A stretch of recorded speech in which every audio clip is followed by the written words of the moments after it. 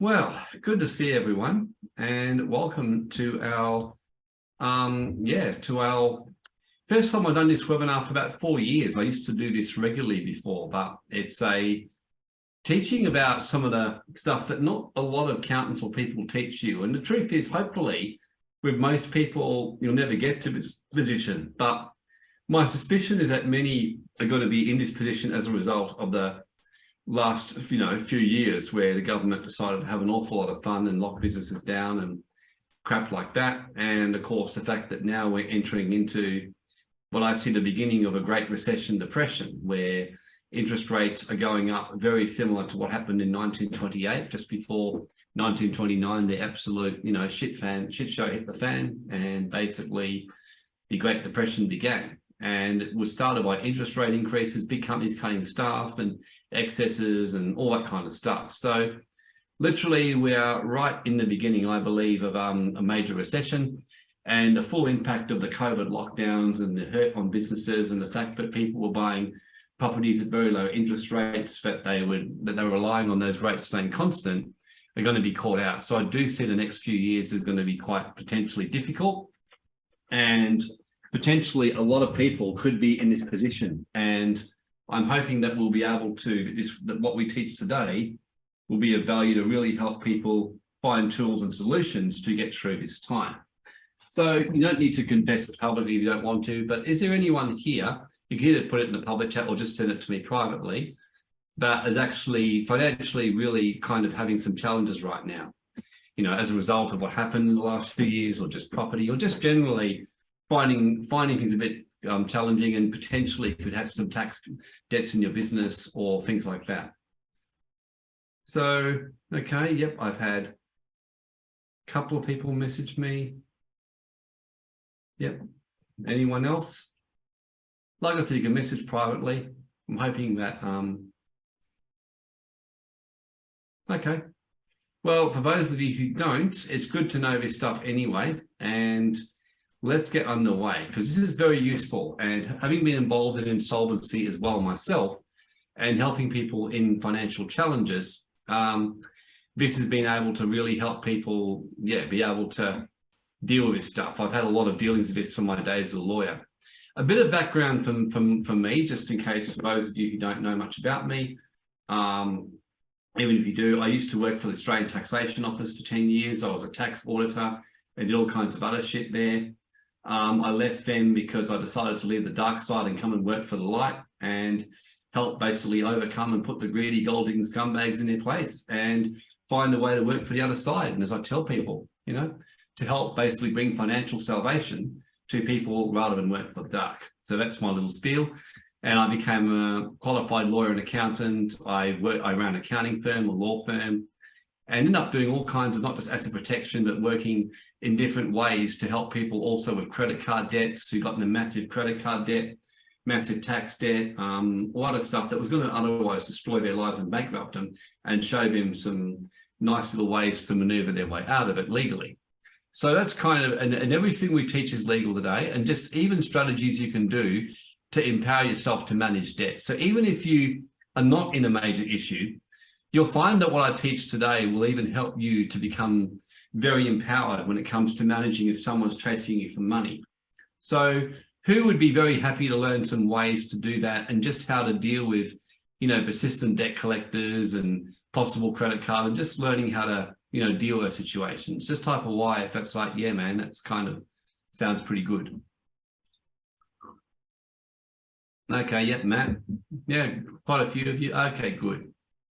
So, excellent. So let's get underway and help you find some nice little tips and nice little empowerment to actually get on top. I found for me it was very empowering as I learned to do this and get really good at this kind of stuff and get on top of this. So obviously this is not advice, this is just education, and it's not, tax advice or legal advice or anything like that.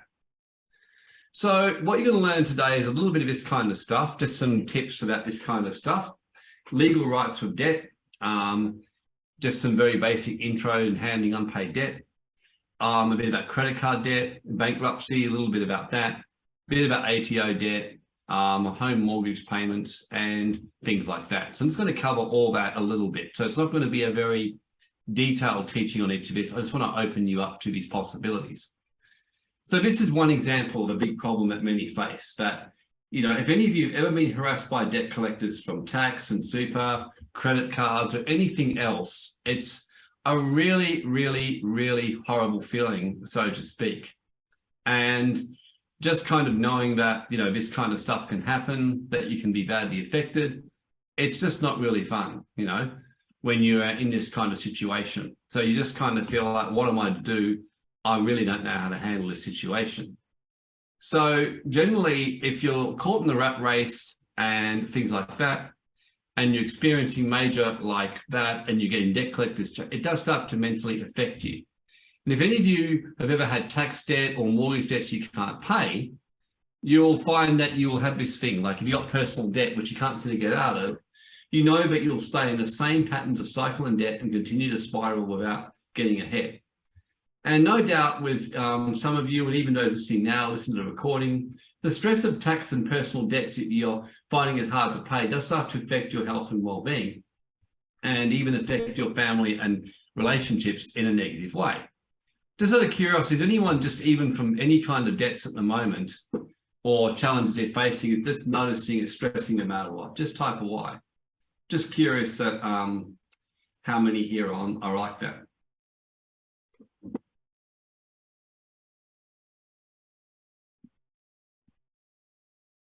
Okay, yep, good.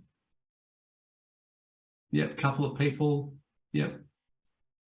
Okay, great. So I'm going to start first with just talking about this one here, like just about debts and your rights regarding to debt. So the biggest thing to realize with debt to start off with is that people, you have a lot more rights in basically relation to debt than people think. And a lot of people, when they get harassed by any kind of debt collector or someone going after your money or anything like that, the natural tendency is to freak out and think, oh my God, what am I going to do? Almost feel a bit of guilt, own the money. One of the most empowering things I always teach people when I've worked with people who've got financial trouble is the best way you can deal with your debts is take back control of your money. And sometimes you just got to say to people when you're really in trouble, look, I'm going to pay you. You have my word of that. I just need some kind of time to deal with this. How about I give you a structured payment plan to make sure I honor my obligations to you, so you can get some order back and then focus on getting your finances stabilized again. Generally, what many people do is the worst thing you can do when you've got debt you can't pay is you go into what's called overwhelm, and then you shut yourself off and don't communicate. Now, that is the fastest way to be harassed by a debt collector, is by not communicating. If you are owed money yourself and someone wasn't communicating with you, it'd be very frustrating, and you probably want to just go around and push them for the money. So the best thing you can do is to communicate and give clear certainty to a creditor of some kind. And the way the law works is generally if you're showing a legitimate attempt to pay it back within reason and creditors don't kind of listen to you, it can cause them problems trying to enforce the debt against you in court. Now, in saying that, there are certain debts that are kind of like mortgages and others that are pretty much black and white. But even so, my experience is that if creditors appreciate it when you communicate with them. I can remember years ago, I had somebody who owed me a bit of money in our business. And most people, when they owe money, they just stop communicating if they can't pay it. We chase them and they would ignore us. And then we end up having to do a legal notice. And then finally they would respond or whatever. I remember this particular client messaged me and said, look, we've actually lost, one of ours lost our jobs. We've got some real problems. We know we owe you this money. You gave us good service. We are going to pay you back. But is it possible that we pay you back over? And they gave me a payment plan. And I said, you know what? You communicated with me. The answer is yes. As long as you honor that plan, that's good. And if you've got an issue with it, you just let me know in advance. And they go, great. And they honored the arrangement and all went smoothly. In my experiences, when I was in financial trouble myself years ago, when I was on the verge of bankruptcy and got myself out of it, I found everyone except for one creditor was very helpful and very willing to talk to me. And even the one who was unfavorable at the end, he ended up being quite workable. And funny enough, he and I still stay in contact and we become friends out of it all. So by dealing with it and facing financial trouble, not only do you restore your integrity, but you actually often end up getting some friends out of it and regaining some trust, and you learn some lessons. Like the one guy who was giving me a lot of crap over it, because I owed him over $1 million, and he was pretty ruthless in wanting to get it back from me. I held my ground, but I made it clear to him I was going to pay him back. And I ended up, when I finally did eventually, I actually saw him last week. We caught up for, had a long chat and just caught up. And he always said to me with a smile, well, that was a bit of a journey, wasn't it? And I said, yeah. And I said, we got there. And he goes, we did. And so there's a respect there now because I completed that. He ended up becoming a great mentor for me and helping me a lot in business. He's got a net worth of nearly 200 million. And he is a very smart businessman and investor. So he's taught me a lot of stuff which I've implemented in my own life. So that's the first thing to do with debt. Realize you do have rights and you can ask for more time to pay. And generally, not only will creditors be reasonable, but within certain situations, the law requires them to follow a certain process. So banks, for example, they can't just walk in, take you away from your home and close you out. They've got all kinds of requirements. And generally, I tell people that you can hold a bank off from taking your house in foreclosure by not paying the mortgage for up to 18 months, even 2 years in Australia, if you know all the loopholes and the different ways to kind of stall things. So generally, there's plenty of ways to kind of, buy time, so to speak, when it comes to a debt and deal with it. So 7 options to deal with financial trouble with tax or unpaid debt or any kind of personal loan debt which you can't pay. This is the most extreme one. This is like what a lot of people go, I'm going to have to go bankrupt. Honestly, this is rare. If you actually know what you're doing, get the right guidance, no matter how bad you are, there's a way out of this and things like that. The thing with bankruptcy is once you go bankrupt, it gets registered in your credit rating. You can't do a lot. You have to give up your passport and you're meant to declare income and do all kinds of stuff. Your life really becomes the States for 3 years and your creditors. That's how it basically works. So voluntary and involuntary. Voluntary means you choose to go bankrupt, which is more common, or involuntary, you're forced into bankruptcy because the creditor gets a summary judgment against you and forces you into bankruptcy. In fact, the ATO have even passed laws allowing them to screw up your credit rating if you don't pay your tax debt within 90 days. You can't even go overseas without approval. There's all kinds of stuff that limits your life. So bankruptcy is possible. And if you really have tried everything and you've got creditors, you won't stop. Sometimes this is the only way out. But just realize that, when you're bankrupt, you can't even basically, for example, buy shares in your name. Everything you just have to pretty much give up. You can't buy certain things because you just can't do anything by and large. You just have to hold cash and things like that and follow certain rules. Another one is what's called a bankruptcy voiding agreement. So you agree with your creditors to have your bankruptcy voided from the beginning. So this has happened. It's not common, but where you go bankrupt and then you go to your creditors and you make a settlement offer because let's say you receive an inheritance or something like that out of the blue. So you then go up or you suddenly make a whole lot of money in your business unexpectedly.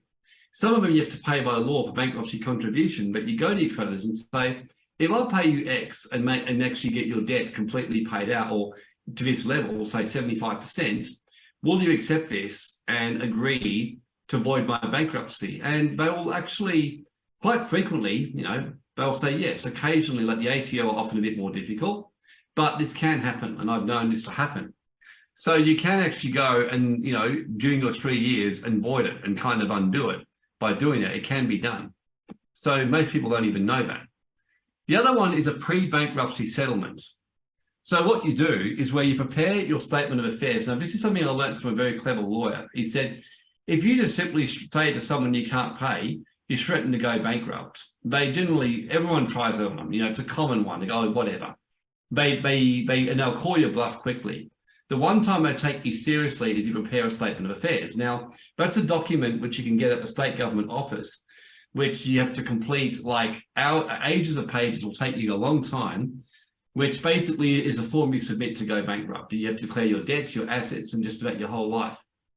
If you send them a copy of your statement of affairs, you say you're planning to apply for voluntary bankruptcy, but as a very last resort, you're making an offer to settle your debts. It's amazing how frequently with bankruptcy lawyers and people like that, that creditors jump and go, okay, well, and the reason that is simple.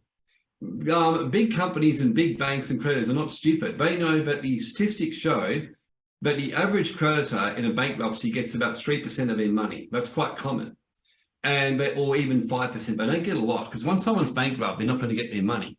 So if someone comes to them and makes a fairly reasonable settlement, like let's say it's a 30% of the debt, or 40% or 50%, if you can do it, even as low as 20 or 30, banks have actually, or others have agreed to do it. Because it's better to get something when they know you're going to go bankrupt. And once they see your statement of affairs, they take it more seriously, because it's a document you swear under penalty of perjury and imprisonment.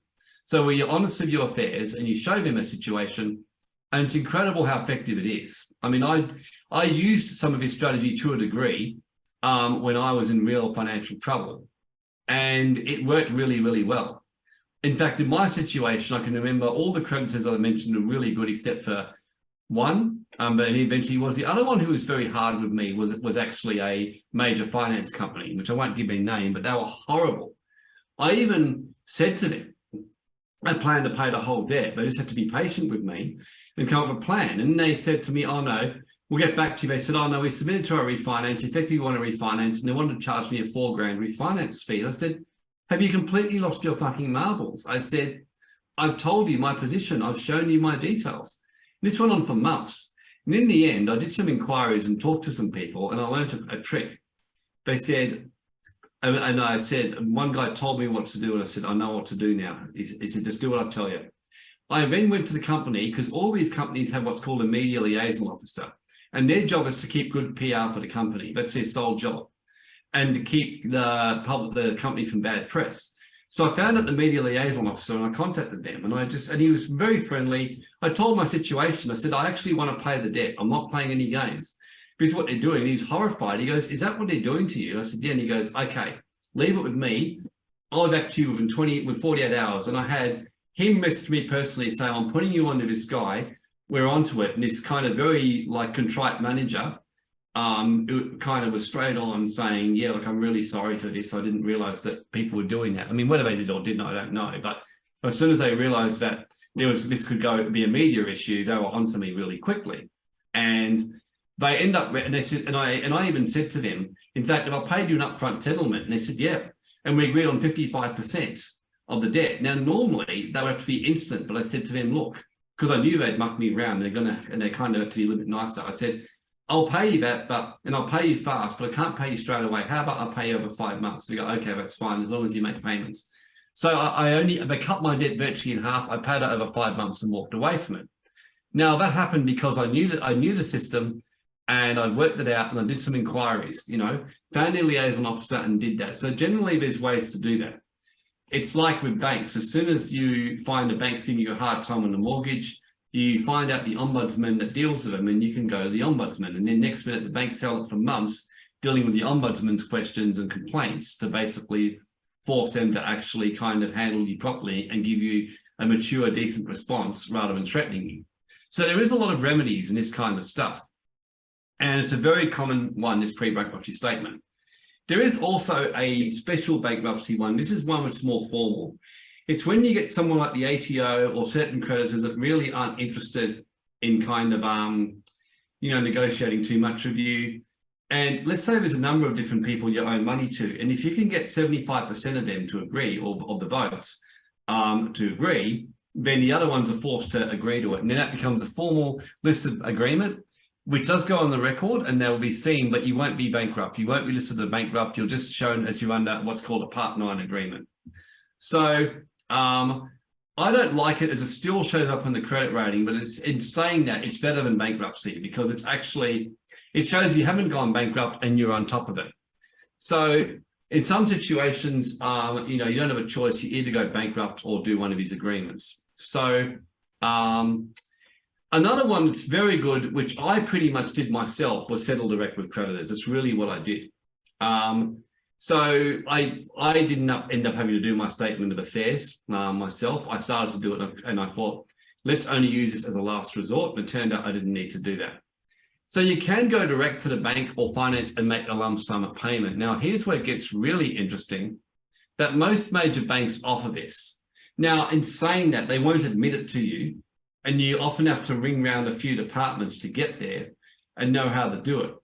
But I found that, for example, Westpac and St George were doing, generally Citibank would do 55% without any problem. I found them very easy. Westpac and St George would often do that, but they'd often start at 80, but you get them down to 55, 60. ANZ don't go lower than 75%, but at one stage I was actually making money in my business many years ago. Clients would come to me with major credit card debt, and I would just say to them, whatever I can settle and knock off your debt, how about we agree on a fee, on a percentage-based fee? And actually was doing it at one stage for people because I knew the system and knew who to ring and knew how to get around it. And I end up helping a lot of clients who owed big credit card debts, who were able to borrow some money from their partners, or even just they had enough money to, in their savings or whatever else to kind of get a fresh start.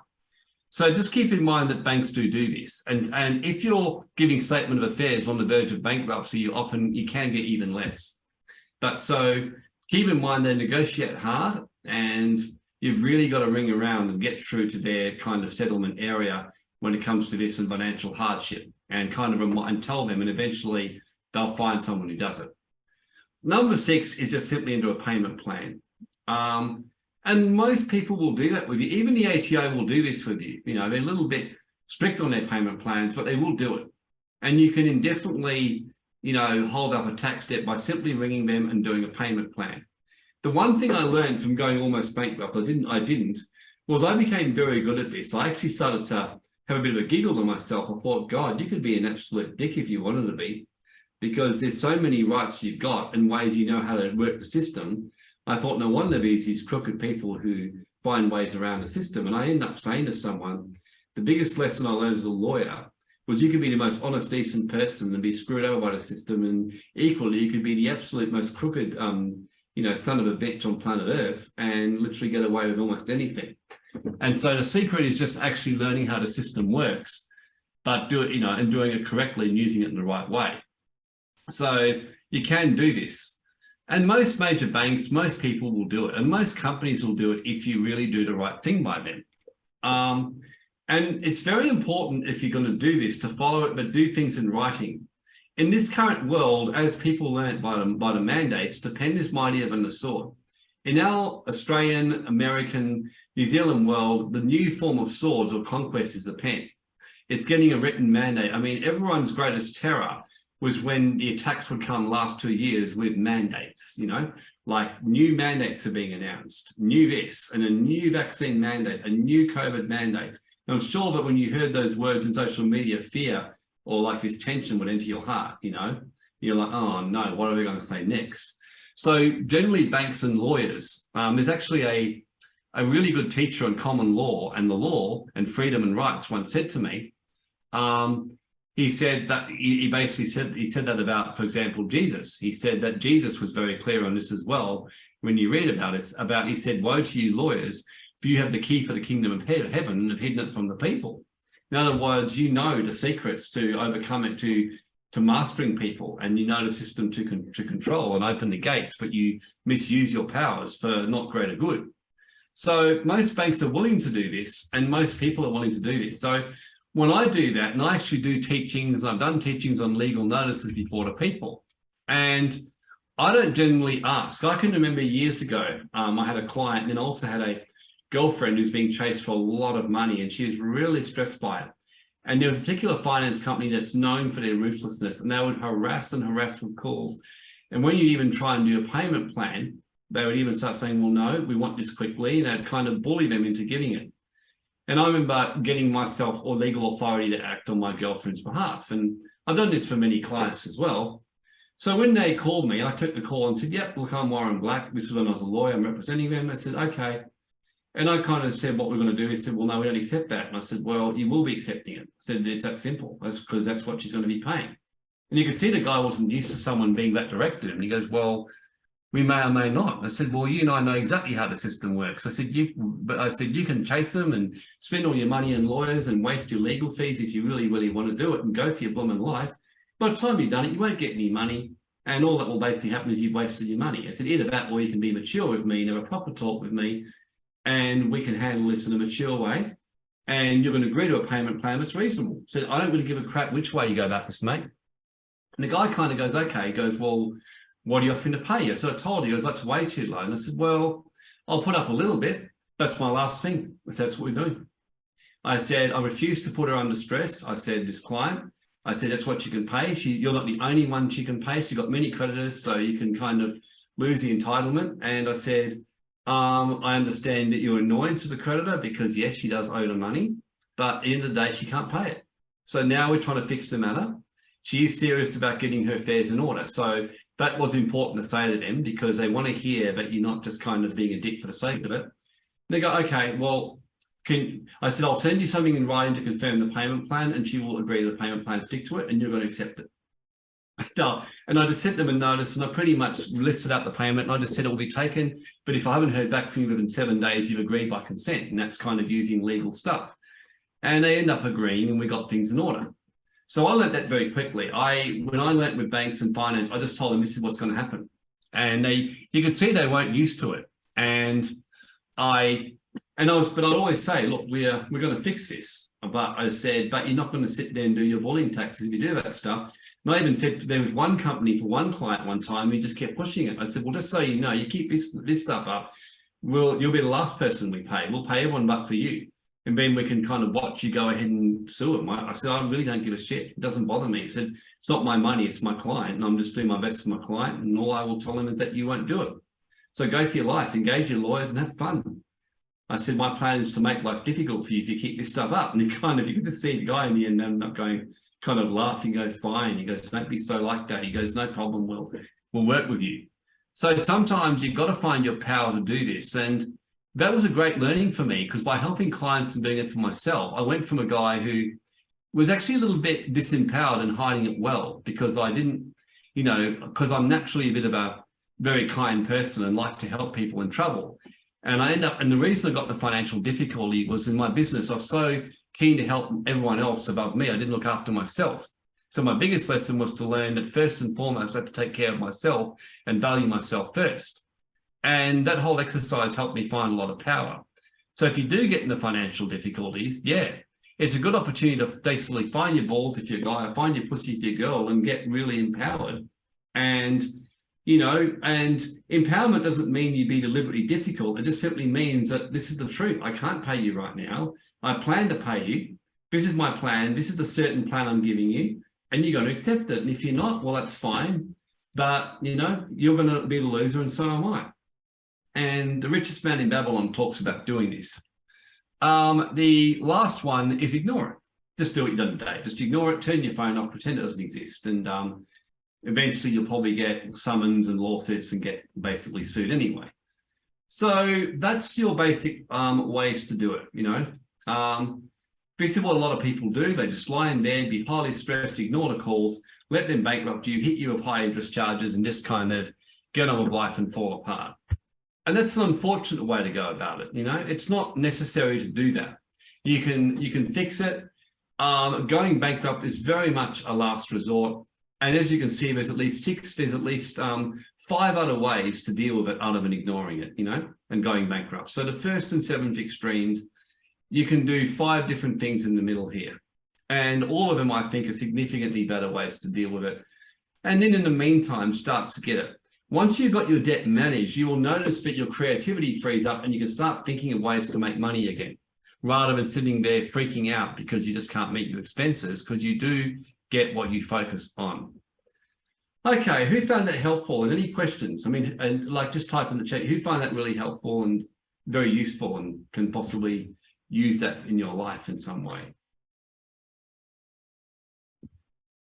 But yes, if you study the secrets of all the wealthy, you'll find that none of them are disempowered when it comes to money.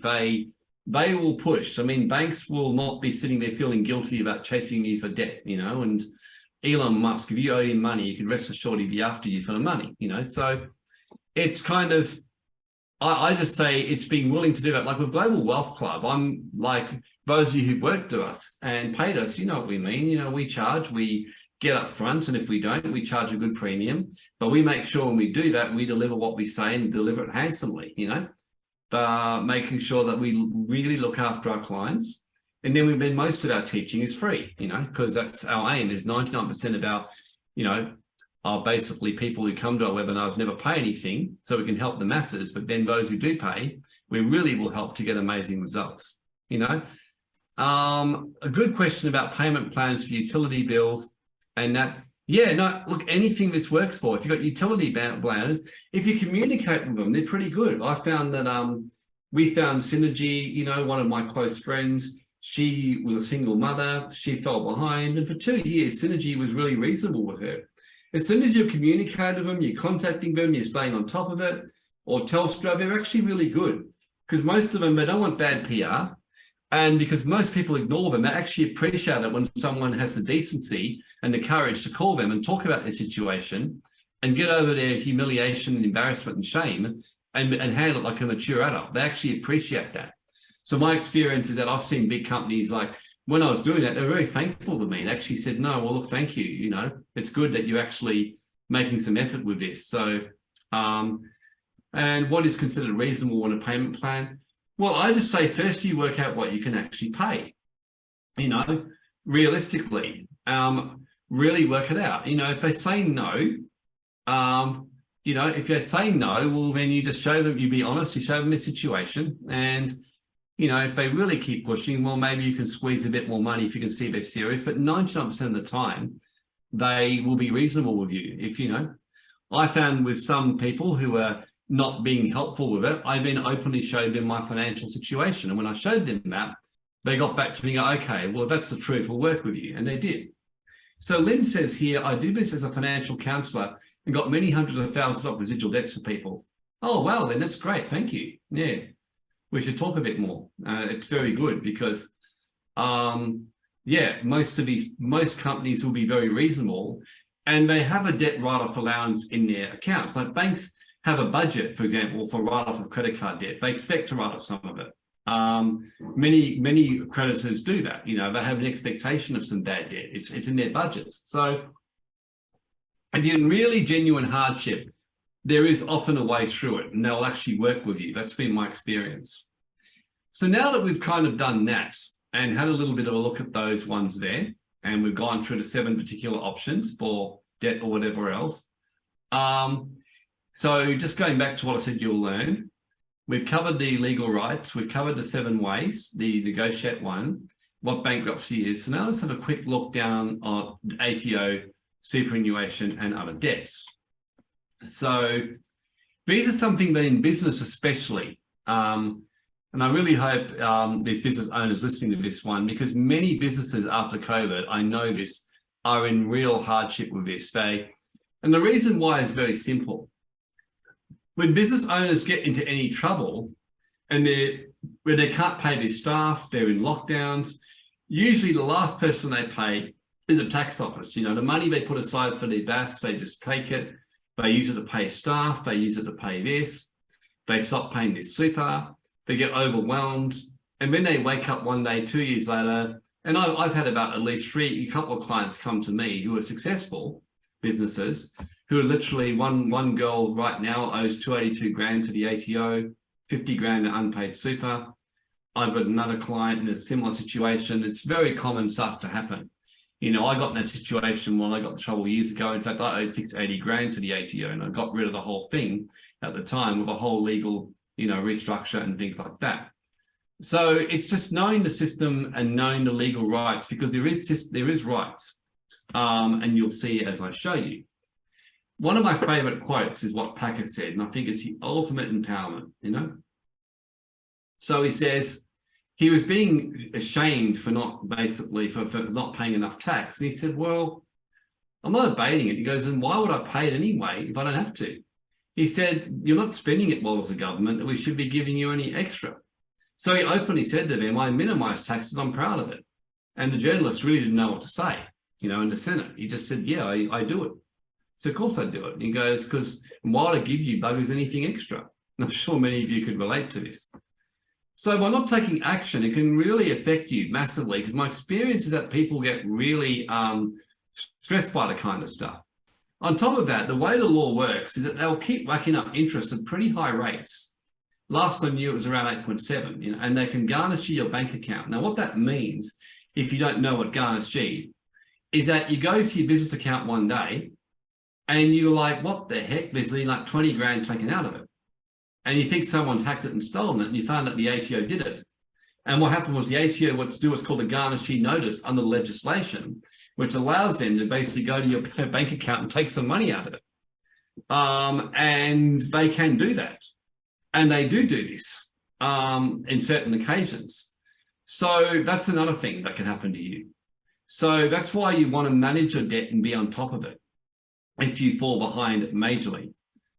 Also, if you keep leaving it long enough, if you're a business owner, let's just say you got a company or trust, you got a company trust, you got a certain protection, as I'll show you shortly, but the ATO can remove your protection by issuing you a 21-day director's penalty notice if you keep ignoring their communication, which means failure to basically deal with the debt within 21 days, and that you will be automatically personally liable, and you lose all your legal protection from your company and your trust.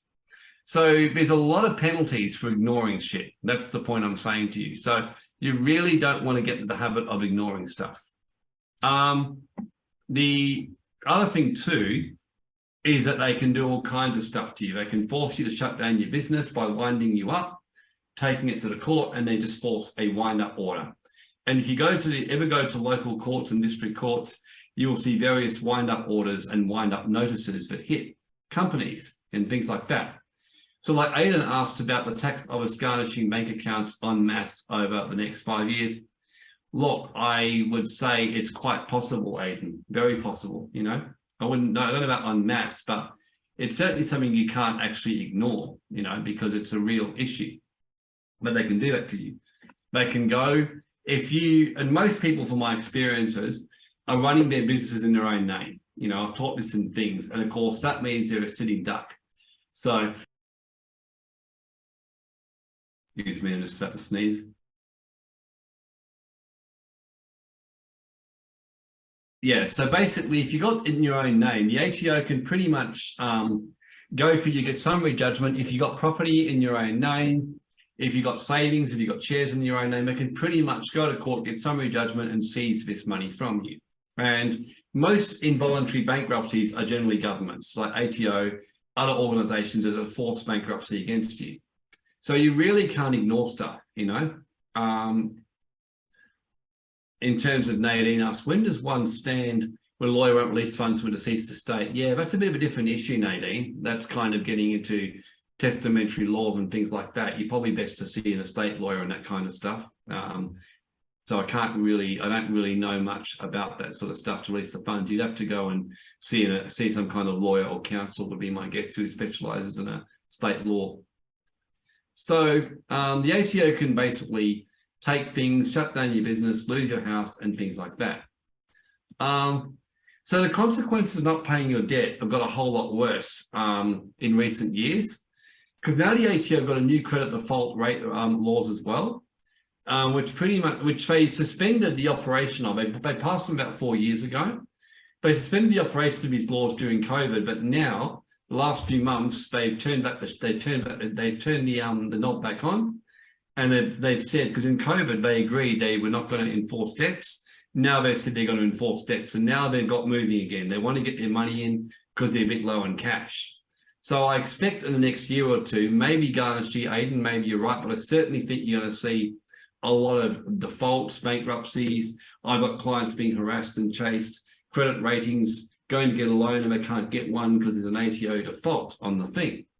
So under the law, if your tax debt is over 10 grand and is remained unpaid for longer than 90 days, the ATO can issue a credit default, which will show in your record for up to 5 years. So just keep that in mind as well with your business or company or your name or whatever else. Generally, there's 3 criteria to trigger these laws. ABN has a tax debt of at least 10 grand, but is overdue by more than 90 days, and it has not effectively engaged the ATO to manage its debt. Now, that's the critical words. Which means you basically have ignored it and haven't communicated with them. So hopefully by now you've seen the importance of communicating, because there's severe penalties and price for not doing which in the Uniform Commercial Code, which is part of the common law, which kind of supports that, one of the rules is silent by consent by silence, is one of the 10 maxims of commercial law. So by shutting your mouth, you consent. And that is why I actually said to someone, I said, the biggest problem in the last 3 years is Australia pretty much consented to the vaccine mandates. And as crazy as that sounded, we did, because we basically were silent by and large, and then we went and got them to keep our jobs. So we actually consented to the vaccine mandates. That's actually the commercial law facts of the matter. Getting all the motion out of it, we actually consented to the mandates. We actually did. We consented to the lockdowns, because by our silence and by obeying them, we consented. And when you study commercial law, by not communicating and not taking action, you are deemed to have consented. And I think that's going to be a big problem when people say there's going to be big accountability. I know if I was one of the elite, I'd say, well, hang on a sec. We said we never actually forced anyone to get the vaccine. We just basically said, if you want to work in this business, you have to get the vaccine. Now, it's effectively coercion, we agree, but technically people have a choice, if you know what I mean. And I know many people who just decided not to work anymore in that. They went and found other work, they went and did other things and got on with life, and now they see it as a chance to grow. So it's really important to realize that this is how the law works, and it's brutal. I know it's brutal and it's a shock for people, but that is why right now, for example, in Australia, we have some problems right now, because I was talking with a guy who actually works with One Nation and ran for them. He actually does our videos for us. Travis Carter is a really switched on guy, a great guy, very awake, does a lot of our media, all the videos you see on YouTube, he's our genius behind them. And Travis and I openly talked about it, because Travis knows law very well. He said to me, yeah, he said, we've lost the state now. He said, the time to fight for our rights was before. He said, now it's more a case of kind of learning to navigate through it and finding a way to slowly win back our ground. I said, I agree. I said, we're now by and large a socialist new world order country and state. You know, WA has now passed laws that have pretty much put us under constant emergency. Victoria is similar, and all the states are going that way. So whether unfortunately, the consequences of being silent is what we've got now. So it's important to realize that the cost has been severe the last few years of not actually taking action. We don't actually have a democracy anymore in Australia. And so it works very similar when it comes to this. By silence, basically, you agree to consent. So the Uniform Commercial Code. So it's the same deal. So you engage with the ATO, and this is going to be relevant the next few years, because as we enter the recession and the you know, what I call the Greater Depression, which many of the experts are predicting a greater depression than the Great Depression, so it's a nickname.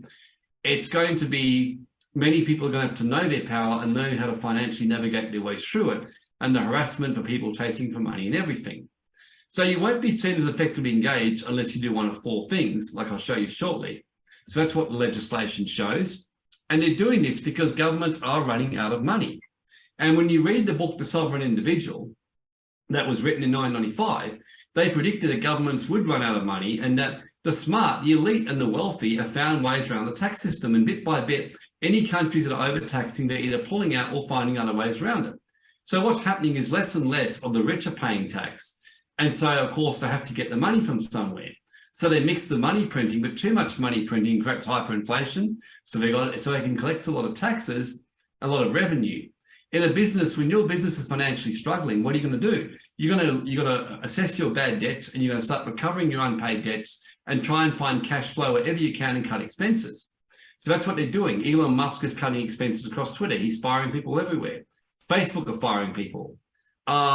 Big companies see recessions before anyone else. So the signs of recession, like before the Great Depression, was number one, interest rates being increasing. And number two was big companies start firing their staff. So there's no question now, we're right in the beginning of this. So governments, and Amazon as well. So governments are going to start collecting their money, and they're going to start, collecting their debts. So rest assured, the ATO are going to be coming. They're going to be going for businesses, and many businesses are going to have plenty of unpaid debts racked up. Understanding the Great Depression, that this is what actually happened. The reason that we ended up in the shit today is that back in the late 20s or 30s, there was actually like beginnings of electric cars and oil and water-based cars, and there was like a lot of alternative health happening, and all of them went bust because they couldn't meet their expenses.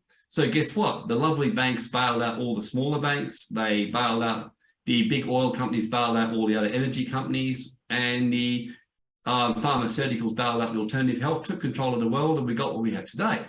So keep in mind that we're heading for some challenging times. And the one way that you can fight back now is by getting your finances in order and making sure you get your power in that area. And yeah, taking the kind of stuff I'm showing you to deal with this, because the ATO is owed a lot of money in unpaid taxes and they will chase it. Keep in mind that was a figure at one stage. My understanding is it's way higher now. And the US debt, my understanding, is probably getting closer to 30 trillion or more with all the money printing as well. So they need your money and they will collect it. So, so it's not wise to ignore your debts and kind of hope it will go away. Because that's the form of martyrdom in society today. I mean, if you get knocked out financially in Australia and get bankrupted and your credit rating destroyed, you pretty much can't, and then your social credits get ruined or whatever on your woke status, you pretty much can't function very easily. So you've got to learn to be strong to fight for your freedom, you know, and this is part of what this is all about. So one of the reasons I'm so big on teaching people about foundations, companies, and trusts, the legislation is very favorable when you're in a structure. In your own name, you pretty much can't do jack shit. You really can't. You're, by and large, the 7 options I showed you, whereas if you're in a structure, you do have what's called a protection before you get hit. If you want to really see an example of that, have a look at how Elon Musk purchased Twitter. It was a 44 billion purchase. He managed to get the bank to give him 20 billion. Now, only Elon Musk could pull that one off, and not only that, with no personal guarantee. So that means if Twitter fails, that basically Elon Musk will not personally be hit. So he owns through a company, all of his stuff through a company. He's avoided a personal guarantee, so he knows how to protect his wealth. So his rest of his $200 billion he's got remains pretty much protected. So this is why the rich do this. And hopefully by now, if you haven't seen before why I talk about structures, now you're starting to have the penny drop. So if you've got a personal tax debt from a job or as a sole trader which you cannot pay, you've got 5 ways you can deal with it. One is you just got to pay the ATO quick smart. That's one way. Enter into a payment arrangement. And look, they'll do it, but they're pretty strict. They won't give you a really long-term one. And they generally still require interest in the meantime. They may agree to suspend interest in certain situations, but usually not. Enter into a debt settlement with the ATO, like doing the kind of strategy I talked to you at the start, like special debt settlement, like bankruptcy, whatever else, or pre-bankruptcy negotiations with the ATO, that's the other way, or go bankrupt. It's pretty much what you can do. So if you're in that situation with the ATO, so you either pay it, enter into payment, debt settlement of some kind privately, which is very hard, pre-bankruptcy negotiations, or do some kind of, Part 9 agreement, or go bankrupt. So you're very limited what you can do. If you can't pay the debt and do the first 2 options, you're going to have to basically pay the whole debt back in full, not what you can do. Right, here's an example, Chris and Felicity, building contractors in partnership, which is the worst to do, because it means that both of them are liable for each other. And if one of them gets into trouble, they're both in trouble and all their assets are on the line. At least if one of them had been a sole trader, the other one would have been protected. That's their tax debts. There's no way around it. They got to pay up or enter a payment arrangement or go bankrupt. It's that simple. And there's going to be many of these cases the next 2 years, like lots of them. Contrast that if they come to WealthSafe or Global Wealth Club or got an account and done some proper structuring. If the legislation in the Income Tax Assessment Act 1936 gives you 4 options to deal with the debt, which are spelled out precisely and which the ATO must follow and have no discretion. So this is where you have the power. And I emphasize they have no discretion. The ATO must follow this process by law. They don't have any discretion to go off on a tangent. So if they hit you with director's penalty notice, they will actually specify the 4 options in the director's penalty notice for you. So you can pay a debt in full. You enter into a payment arrangement, which is what people normally do. They ring them up and they will do it, but pretty strictly. And 3 and 4, by law, if you put the company into voluntary administration or into liquidation, the ATO have no choice. They cannot harass you anymore for the debt. They must now go through the liquidator or administrator. So you may have read about certain big companies like Krispy Kreme Donuts at one stage was put into voluntary administration. So what that means is that they're saying we still believe we can trade our way out of this. We're just in a shithole at the moment.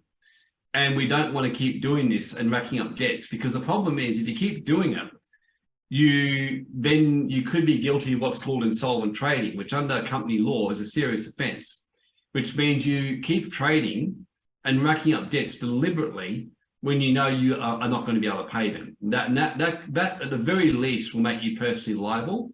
In a really severe case, can imprison you. Now, it's rare to get imprisoned, mind you, but it can make you personally liable and can certainly get you an ASIC prosecution, in a worst case scenario. But again, you would have to be pretty deliberate and blatant in what you're doing to get prosecuted. But still, insolvent trading is a problem.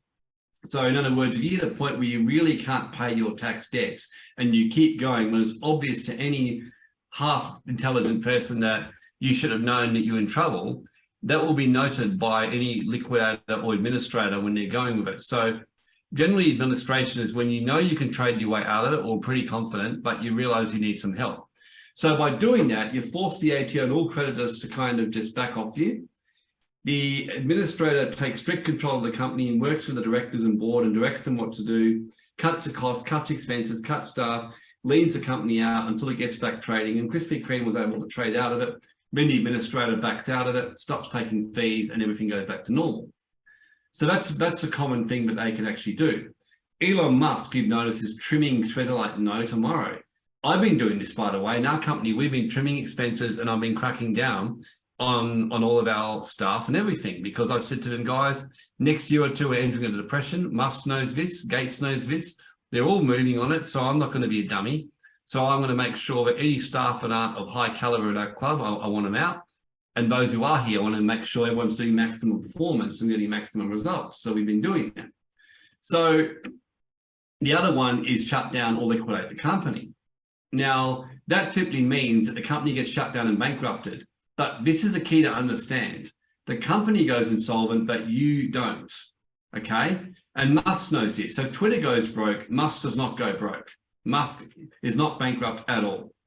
The only thing that affects Musk is that now his record shows that he was once director of a bankrupt company. That's what it shows, but that's not as bad as it sounds even. When I had that happen and liquidated some companies, I got a loan with Bank of Queensland a year later. They asked me about it. I explained that what happened was we liquidated it. We had, because of the fact that, we got into some difficulties. I explained that it was his business partners under difficulties. And we just basically got on with life, and I was now financially stable. I said, okay, that's fine. And they gave me the loan.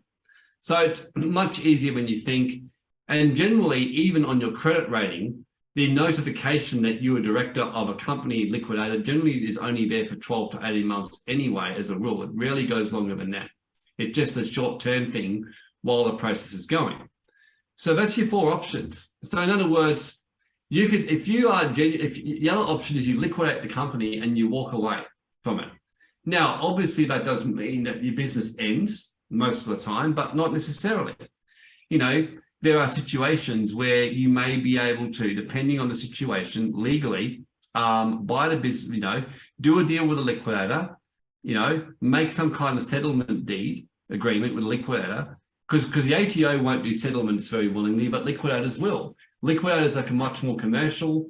They don't give a shit. They just simply want to basically get their money, and they want to basically do the job by the creditors, and they'll be commercial about it. And if they see that you can't, that they will actually make some money, and you say to them, look, if I buy the business back, I can then give you, say, $50,000. I know I owe like 300 grand to the ATO and everyone else, but how about if I pay you $50,000, will you let me buy the business from you, for example, and do that? And obviously you'll see on my staff, I'll have open, there might be contracts. So keep in mind, there's a strict process they've got to follow, but in some situations I go, yes. And certainly if you don't plan to continue the business, you can do it pretty legally and move on with life. And if you do plan to continue it, well, sometimes it's possible where you'll be able to continue it. And I emphasize sometimes depending on all the situations and what you do. But you can see straight away, by the way, until 5 years ago, it was very easy. You could pretty much shut the company down, get on with your business and just do a few little agreements with the liquidator and be fine. They tightened up the law because in 2017, Adam Cranston, the Deputy Commissioner's son, went on a joyful spree where he set up companies, racked up tax debt, pilfered the money out, and then wound them up. And he made a lovely amount of $165 million doing it for a whole lot of people. And he finally got caught out, and they tightened up the laws after that, thanks to him. But yes, he made a cool 165 million before they realised what he was up to. So until 2017, it was very easy to do it. Now you can certainly do it if you don't plan to keep trading, and you can certainly, and even in certain situations, the liquidator will see it as commercial and in the best interest of the creditors to sell the business to you back at a much lower price, and you trade back with it, and basically that works in the best interest of everyone. So the point I'm making is, as soon as you're in a company, you got tax debt, and you were caught out in COVID, there could very well be a nirvana out of it. And there's a way through this. So the example I've got here is Phil's got a company. He owes a shitload to the ATO. He also owes $20,000 in super payments, which is kind of the holy grail that you're really expected to pay that back by the government. So Phil can avail himself of the 4 options. And if he can't basically, meet a payment arrangement, he can just shut the company down. So he can pretty much knock out his, 90K. He can knock out the pay as you go for yourself. The only thing where he's technically personally liable is the 30K personally for himself. In practice, the ATO sometimes enforce that, they sometimes don't. But so by and large, he will walk away from that one. Let's say that he also owes 150K in personal income tax. Phil's other problem is that he will actually have to pay the income tax back in full. So he would be very wise to see a good person like what we do, or someone, get a insolvency strategy to get his company shut down, and then he can get on with paying his personal income tax to stop going bankrupt. So catches, it doesn't work for a sole trader or partnership, as I mentioned, only for structures. You can't do what's called a Phoenix company, and that's what I call the Adam Cranston situation. A Phoenix company, in simple terms, would be this. Let's say I'm running the Global Wealth Club and I rack up a fuckload of debt, and I'm just racking it up and pull money out the company, and I buy yachts and I go on trips and I basically put it out in the savings, and I now owe 300K to the ATO in GST. I owe 200K in pay as you go. And then I also owe 50 grand in super. I just shut the company down. I start again the next day and just get on with life. That's a Phoenix company. It's illegal. Now, keep in mind, if I did that, but I went through a liquidator, the liquidator took the company through a formal liquidation process. There was a formal agreement. The liquidator made an agreement which was approved for me to buy the business back and continue, which was a fair settlement. A bit of process, a bit of cost, might up costing me 60, 70 grand, but, a whole lot better than me trying to find 400 grand or 500 grand I don't have. So it may end up costing me 60, 70, grand or whatever else, or, even 80 grand, but I get back to the business and get back on with life. Not always, it depends on the situation, but frequently and quite common, depending on what's going on, there's usually a way through it. No insolvent trading, which is what I mentioned, deliberately racking up debt, which you can't pay. And here's the big doozy, which came out about 10 years ago. No unlodged basis for more than 3 months. So whatever you do, and this is a bit of a counterintuitive thing that I'm sharing with you. Most businesses, when they know they can't pay their BAS debts, go into avoidance and stop lodging BASs. And basically, under the law, if you don't lodge a BAS fast, if you lodge a BAS more than 3 months late, you automatically, for your company, lose all protection for personal liability. So the company becomes irrelevant. So if you got money you can't pay, you're actually better off to lodge your BASs on time and just own the fact you owe the debt. So in other words, communication. So if you know your BAS debt's going to hit you with 42 grand tax debt that you can't pay, the worst thing you can do is just not lodge a BAS and hope that puts you off. The best thing to do is lodge your BASs, get on with life, and wait for the right moment, and then finally someone calls you from the ATO, and then you start to negotiate and come up with a clear payment plan. That's the best thing to do, or some kind of strategy. And the final comment is that it doesn't really work as well with super. So superannuation, you are personally liable, and generally you'll be expected to pay that back as a rule. So a bit of a summary on that one is that these kind of debts that if you shut down structures will generally disappear and be liquidated.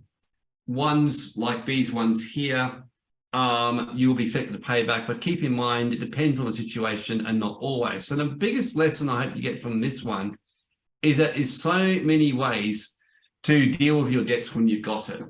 And so be encouraged if you're in that situation or ever getting into it, that all is not lost. The best thing you can do is take some power back, find a way to manage your strategies, and for goodness sake, get some decent advice or guidance if you need it. My experience, when people get into trouble, they spend money on things they shouldn't spend, and then they don't spend money on what they should spend. When I was in real trouble and I was on the verge of bankruptcy, I was smart enough to spend a lot of money with some top experts to find out what to do, because I knew I was swimming with fear in my mind. And a lot of the stuff I'm teaching you now, I learned in that time. I ended up sitting down with experts in top accounting firms and law firms, you know, that friends helped me out with, paid them some money, did some work with them, and I was shown this stuff. So I was willing to actually spend some good money and get some good mentoring and good assistance to get myself out of it. So I spent money where I needed to. I cut back money in other areas and cut back my expenses.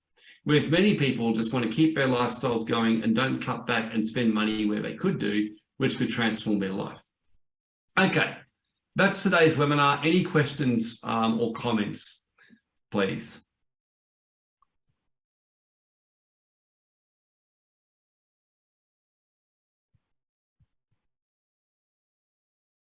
And hopefully you've enjoyed this today and learned maybe one or two things.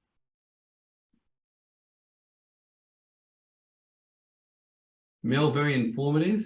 Yep, Aidan, lots of solutions to go to trouble. Lisa, very interesting. Thank you. That's great. Olivia, so valuable. Oh, Olivia, I didn't know you were on. Hi. Good to see you. Sure we did learn a lot as a new business owner.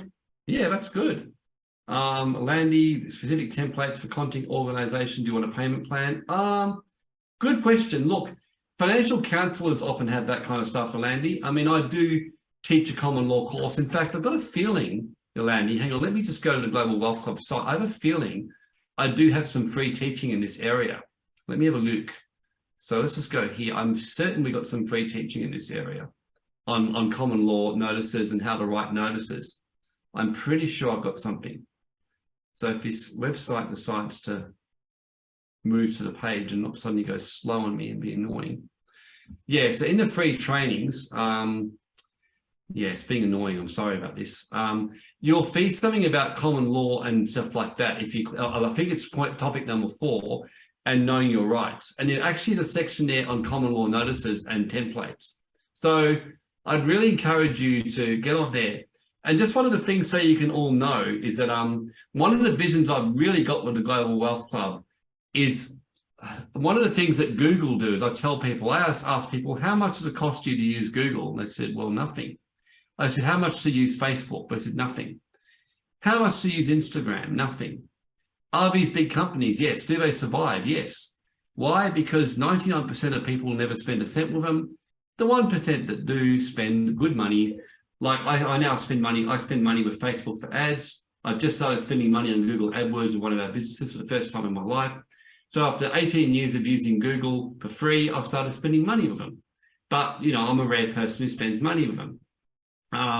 Instagram or YouTube, you can spend money on. I've never spent money with YouTube yet, but I'm about to start doing it. So the point I'm saying is that the Global Wealth Club, our aim is to get this message out and really empower people, teach you your legal rights, teach you your common law rights, teach you financial thing. We're about to be putting out more videos that are free, teaching the basics of financial empowerment. So anyone in Australia, anywhere can come on, learn how to get through the basics of the Great Reset. And then our Ignite, Accelerate and high-level programs will be to help people get some one-on-one help as well as some more advanced teaching to really fast-track their journey and things like that.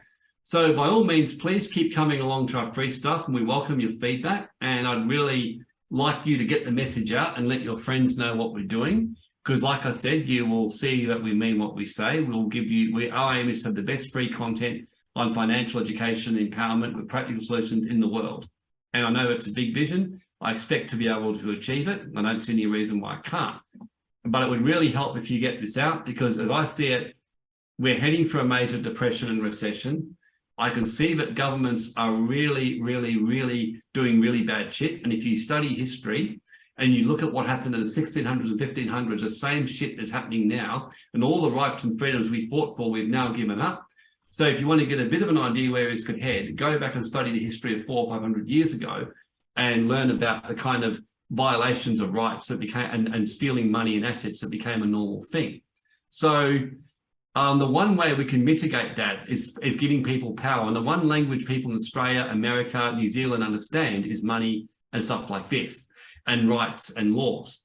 So by getting this out to people, as I said, 99% of your friends will be able to watch this and they will be getting the best free content in our free section, because we're going to make it better and better and better, and our YouTube stuff as well. And I plan to keep giving good free stuff, because I know the more I give it, we actually get more clients and we make more money anyway. So we benefit and everyone benefits, just like Google are rich as heck. And thanks to Google, we'll have amazing ability to reach each other. Many of you would have found us through Google, through Facebook, through Instagram, through YouTube. So thanks to these businesses giving a massive free service, I mean, I don't begrudge them the billions of dollars they've made, because they've helped me and all of us connect. Zoom have made billions, but thanks to Zoom, you're all listening to me. So it's a win-win for Zoom, a win-win for us. So that's what I'm saying we're doing here. So thank you for your kind comments and the amazing info. And like I said, we just want to make it better and better and better. So I plan to make our knowledge better than anyone in the world, and I don't see why I can't do it. And we plan to get out more health stuff. We've got some really great health people. I work with great energetic health practitioners, doctors. We have free stuff on that, on the global wealth, which we're going to be giving more and more of it. And I'm planning to give a lot of empowerment around legal rights, stuff like that, because you're going to need it the next coming years. So make sure. So thank you, everyone. For those who said you're going to share it, that's really appreciated. Rest assured we'll honor that, and make sure that we're giving really good free content. And if people, because we always get plenty of people wanting to buy our programs anyway, I get plenty of word of mouth and stuff like that. And in fact, my plan is to replicate Elon Musk a little bit, have a brilliant free service, eventually have a small subscription down sometime well down the track. And then things like, and for those who really want anything particular, or like YouTube do, a YouTube premium, but by and large, we want best stuff going out there, and 99% of people that use us will be using it for free. So thank you very much for coming seriously and supporting our webinars and getting the word out. Because like I said, I'm serious about doing something with our country situation. Honestly, it distresses me. I don't say that mildly. I'm seriously pissed off for the last few years and what I've seen happen, and watched with horror as we've given up all the rights that I learned in the underground movement, about the Star Chamber and what used to happen, and about the democracy and the Magna Carta and freedom, and what, just give it up like it's nothing. I can't believe that you've just seen get away with this coercion stuff with the vaccines. And now with laws being passed that give governments an open carte blanche to do what they want. And we've got to do something about that, everyone, and running around protesting and burning flags on places, I just have a feeling it's not going to work all that well. We've got a better chance if we empower people and use this time to educate, get the word out, and get people their mental strength back, because you get a unified, powerful group and a good tribe and good community, who bloody knows what we can do, I believe in this, and I believe we can do something about this. So I have the slightest doubt we can. If people wake up, get their strength, get the word out, and people start teaming up, there's no doubt we can do this, not the slightest doubt at all. So again, thanks everyone, seriously. And any feedback you can give us to give better training and stuff that can help empower you more for free, let us know, because we plan to give it. And thank you, Olivia. Olivia, feel more confident having Global Wealth behind me. Yeah, look, well, I'm confident that we connected with you and your great tribe of property, Olivia. It's exciting, really great people. So yeah, thank you, everyone. Have a good night, and we'll see you all again soon. Bye for now.